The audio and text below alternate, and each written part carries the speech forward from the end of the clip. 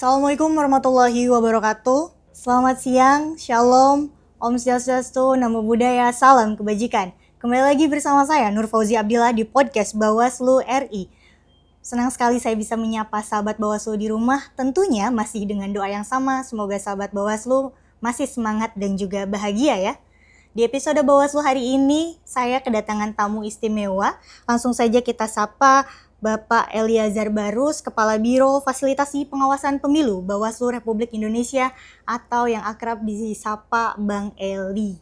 Selamat siang Bapak di podcast Bawaslu RI. Selamat siang Mbak Dila. Iya, bagaimana kabarnya Pak? Alhamdulillah baik Mbak. Alhamdulillah. Terima kasih Bapak sudah mau membersamai nih Pak di podcast kita hari ini. Nah Pak, ini kan banyak masyarakat yang kemudian melihat bahwa kinerja Bawaslu itu pada masa tahapan saja ya Pak ya, baik itu pemilihan maupun di pemilu. Padahal pada masa non-tahapan saat ini Bawaslu sedang memperkuat fondasi pengawasan partisipatifnya.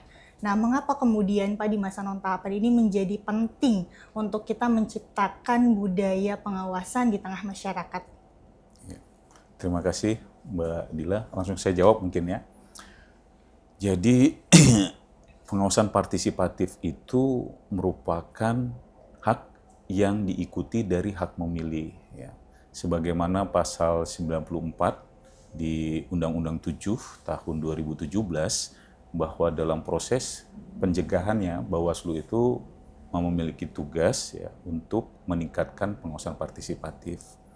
Di masa non-tahapan sebenarnya masa-masa yang kita memang tidak memiliki beban tahapan pemilu seperti biasanya, tetapi justru disitulah masa-masa yang paling menentukan sebagai pendidikan politik bagi masyarakat dan juga bagi lembaga kita untuk ya proses peningkatan partisipasi masyarakat. Jadi ibaratnya bagi petani misalnya masa tanam begitu ya, nanti panennya kita nikmati pada tahapan pemilu. Begitu. Itu mungkin Mbak Dina. Baik, berarti yang kita pahami bahwa masa non-tahapan ini bukan berarti Bawaslu libur panjang ya Pak ya? Iya.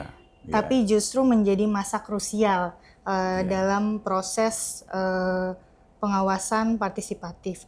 Baik Pak, kalau kita melihat semangat Pildu nih Pak, Bapak mengikuti Piala Dunia? Iya. Iya. Kalau kita melihat semangat Piala Dunia ini kan ada pelatih, ada pemain, ada supporter. Tentunya kemenangan itu tidak bisa diraih sendiri ya Pak ya. Termasuk juga dalam demokrasi tentunya. Nah, Bawaslu juga kan hari ini tidak bisa bekerja sendiri nih Pak. Bagaimana kemudian peran Bapak melihat peran penting dari masyarakat sebagai mitra strategis dari Bawaslu? Iya. Sebenarnya pemilihan itu filosofinya adalah kan menitipkan impian kita kepada orang yang kita pilih. Gitu. Tetapi prosesnya tentu tidak semudah hanya untuk memilih saja. Tetapi banyak kejadian di tengah masyarakat. Masyarakat itu tidak merasa punya kepentingan dalam proses pemilihan itu. Sehingga ketidakpedulian siapapun yang terpilih toh begitu-begitu saja gitu. Nah inilah prosesnya, makanya kita harapkan di masa non-tahapan ini ya kita bisa memaksimalkan partisipasi masyarakat untuk nanti pelaksanaan pemilu di tahun 2029. Gitu mungkin Mbak Dila. Baik, berarti memang pengawasan partisipatif ini bukan hanya soal mengawasi ya Pak ya, tapi membangun kepedulian dan tanggung jawab bersama masyarakat. Iya. Ya, saat ini kan Bawaslu melalui jajaran Bawaslu Provinsi sampai kemudian ke Bawaslu Kabupaten melaksanakan program pendidikan pengawas partisipatif ya Pak, atau disingkat P2P dengan tema berfungsi dan bergerak untuk pemilu 2029 yang bermartabat. Nah tentu Pak, tema ini kan tidak lahir dari ruang kosong ya Pak. Bagaimana kemudian tema ini bisa diterjemahkan menjadi langkah nyata melalui pendidikan pengawas partisipatif yang saat ini tentunya dilaksanakan oleh Bawaslu Provinsi dan juga Kabupaten? Ya, jadi sebenarnya Bawaslu bukan kali ini gitu ya melaksanakan peningkatan partisipasi melalui pendidikan pengawas partisipatif. Di awal-awal Bawaslu ada dulu namanya Gerakan Sejuta Relawan. Baik. Kemudian berubah menjadi Sekolah Kader Pengawasan Partisipatif. Ya, kemudian sekarang pendidikan pengawas partisipatif. Nah, memang pendidikan pengawas partisipatif ini tujuannya untuk memberikan pengetahuan kepada jajaran di tingkat masyarakat, ya mulai dari lembaga-lembaga kemasyarakatan, kemudian juga kepemudaan, tokoh-tokoh agama, begitu. Nah, kita melaksanakan pengawasan partisipatif ini melalui pendidikan pengawas partisipatif itu merupakan prioritas nasional bagi lembaga kita di periode non tahapan. Jadi ada 3 sebenarnya prioritas nasional. Yang pertama itu pendidikan pengawas partisipatif ini, kemudian pemutakhiran data pemilih berkelanjutan, dan yang ketiga itu sistem informasi pengawasan. Jadi memang beban dan tugas tanggung jawab Bawaslu di masa non tahapan ini salah satunya pendidikan pengawas partisipatif. Nah, gerakan ini kita laksanakan dari tahun ke tahun, terutama di non tahapan ini, saat ini ya, tentunya harapan kita bisa menjangkau masyarakat yang lebih banyak begitu. Sehingga kualitas pemilu di tahun 2029 nanti jauh lebih baik lagi. Itu Mbak Dila. Baik, berarti kan dalam prosesnya pasti ada tantangannya ya Pak ya. Yeah. Nah, bagaimana kemudian dalam pelaksanaan pengawasan partisipatif di daerah ini tetap adaptif terhadap kebutuhan lokal daerah masing-masing nih Pak, tapi juga masih dalam pattern dan semangat yang sama begitu. Iya. Jadi mungkin saya mulai dulu ya di pengawasan partisipatif ini. Bukan hanya P2P sebelumnya ya, tetapi ada banyak seperti forum warga, kita juga punya pramuka ya, Saka Adiasta, dan banyak kegiatan-kegiatan yang dilaksanakan oleh teman-teman di daerah. Ya. Kemudian P2P yang kita laksanakan ini, seperti tahun lalu itu target dari Bappenas itu 14.600 peserta begitu, dan di tahun ini 19.200 meningkat ya, di tengah efisiensi penghematan anggaran yang sangat signifikan, tetapi kita bisa mencapai target yang luar biasa itu. Nah, tentunya ini didukung oleh teman-teman di daerah ya, menyesuaikan dengan budaya lokal, kebijakan atau kearifan lokal seperti apa. Kurikulumnya kita tentukan, tetapi ada yang saya katakan tadi, budaya lokal, kearifan lokal, dan pesertanya juga kita berikan ruang bagi teman-teman daerah untuk bisa merekrut sebanyak-banyaknya dan seefektif mungkin, gitu Mbak. Baik, menarik sekali Pak. Jadi memang setiap daerah sebetulnya punya ruang untuk berinovasi ya Pak ya, Iya. sesuai dengan ini mungkin selain tentunya kemarin ada yang luring, kemudian ada juga yang daring, begitu. Ada juga beberapa daerah yang melaksanakan ke komunitas-komunitas, kemudian ada juga yang ke sekolah-sekolah, gitu. Itu sangat variatif sekali. Gitu. Berarti memang menyesuaikan dengan kebutuhan lokal juga ya Pak Iya. ya? Baik.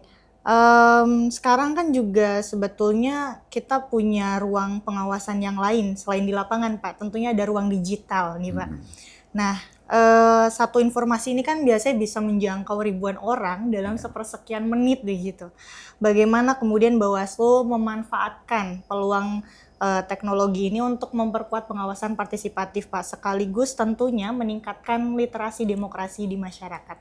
Ya, beberapa waktu lalu kami dilakukan evaluasi oleh teman-teman dari Bappenas, dan mereka sangat respect kepada kita karena aktivitas media sosialnya Bawaslu itu luar biasa gitu dibandingkan lembaga lain tentunya begitu.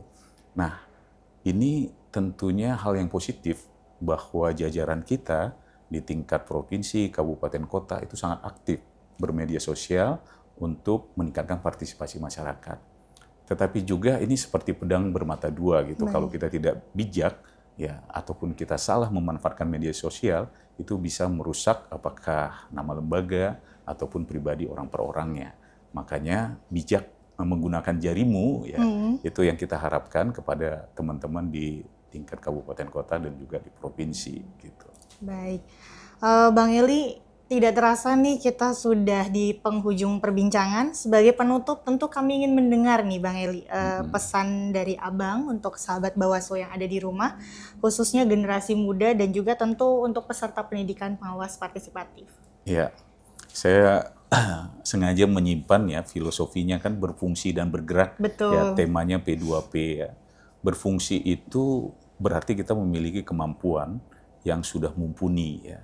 Dan bergerak artinya kita tidak berdiam diri, tetapi membangun komunitas, memberikan ilmu kita, transfer knowledge, dan ikut berpartisipasi untuk meningkatkan pengawasan partisipatif. Tentunya teman-teman kader P2P saat ini yang jumlahnya sudah sangat banyak ya, kita harapkan dapat berfungsi dan bergerak ya, membangun komunitas tersebut dan juga mempengaruhi masyarakat di sekitarnya untuk paham pengawasan partisipatif. Saya mungkin ingin menyampaikan juga bahwa orang yang hanya sadar hak memilih dibandingkan orang yang sadar memiliki hak untuk melakukan pengawasan, efeknya pasti jauh luar biasa gitu. Jadi di awal tadi saya katakan filosofi pemilihan itu adalah menitipkan impian kita kepada orang yang kita pilih. Kita berharap Indonesia semakin maju, jadi kita akan melihat visi misi dari para calon ataupun partai yang memang sesuai dengan keinginan atau visi misi kita. Jadi harapan saya teman-teman kader P2P ya bisa berfungsi dan bergerak untuk meningkatkan pengawasan partisipatif di masa non tahapan dan nantinya di masa tahapan. Itu mungkin dari saya. Terima kasih Mbak Dila. Baik, luar biasa sekali insight dari Bang Eli ya. Tidak terasa 20 menit sudah Bang Eli membersamai kita di podcast Bawaslu RI. Sebelum ditutup kita tagline dulu Bang. Oke. Bersama rakyat, awasi pemilu. Bersama Bawaslu, tegakkan keadilan pemilu. Baik, sampai jumpa di episode Bawaslu selanjutnya.